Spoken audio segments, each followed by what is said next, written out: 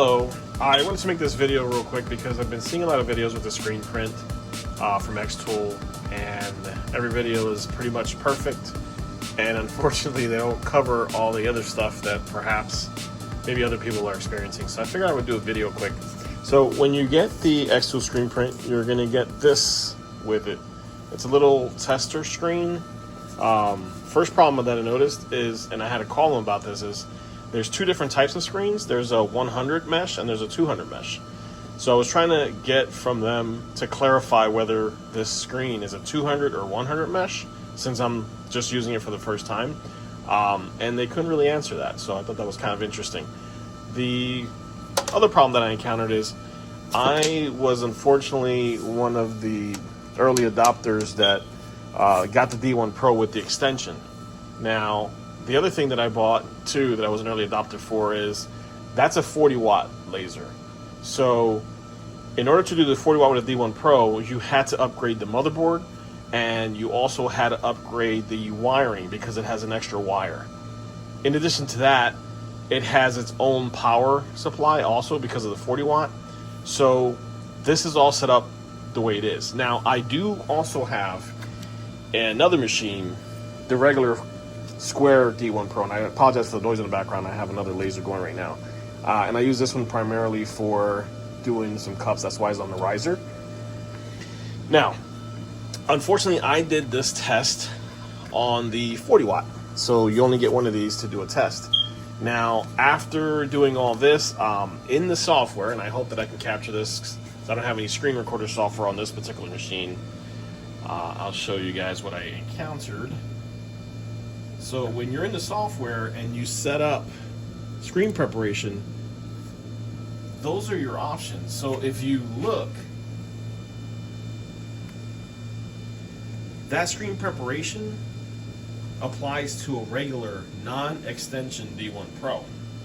When you select that, it thinks that your machine is just a regular square D1 Pro. So whenever you do your, and I apologize for the camera work here, when you do your alignment, it doesn't quite know what to do. So you set your laser in the area that it's supposed to be, and you go into the software and you set the origin calibration, which in this case we're not going to do the origin calibration the way it's set because it starts to go to the corner and rub like it doesn't know when to stop. So I'm just going to hit next here, and I'm going to put it where the software says it should be, which is that corner there. So if you notice, that is where we have. I'm going to hit done and say where the calibration is, which is in that corner. And I'm going to zoom in so you can see.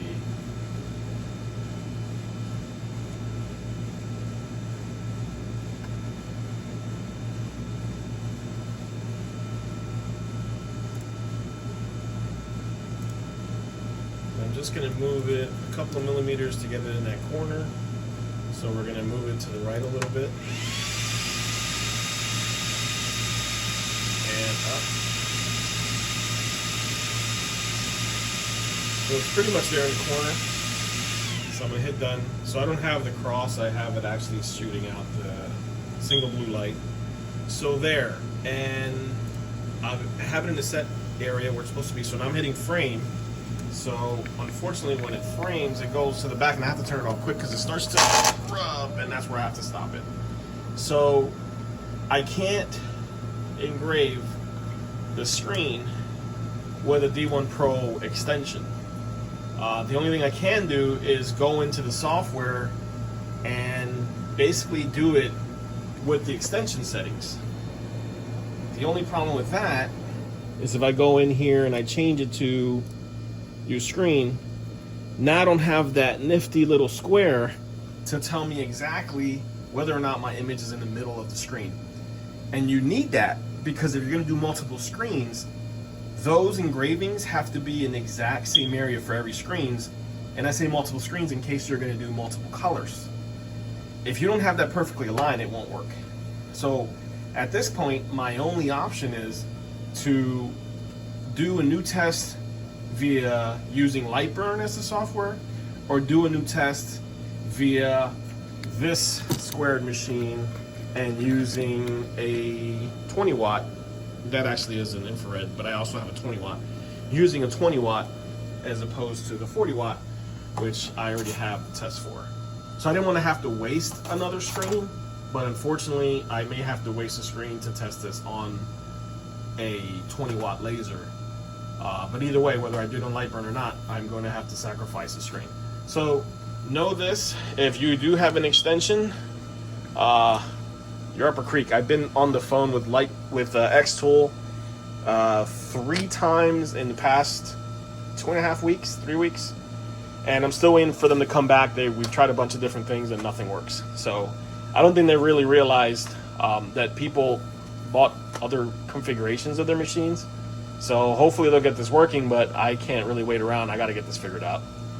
That's my video. Thanks, guys. I'll be putting together some other videos shortly on some shortcuts, how to integrate Lightburn with Xtool, how to export SVGs, work on them in Lightburn, and bring them over to Xtool. Because unfortunately, the Xtool software at one point used to do a pretty good job of tracing software, tracing images, but lately it doesn't do a very good job. Also, I'll put together a tutorial on how to run multiple Lightburns at the same time, some other things like that. So fun stuff coming up. Thanks, guys. Bye.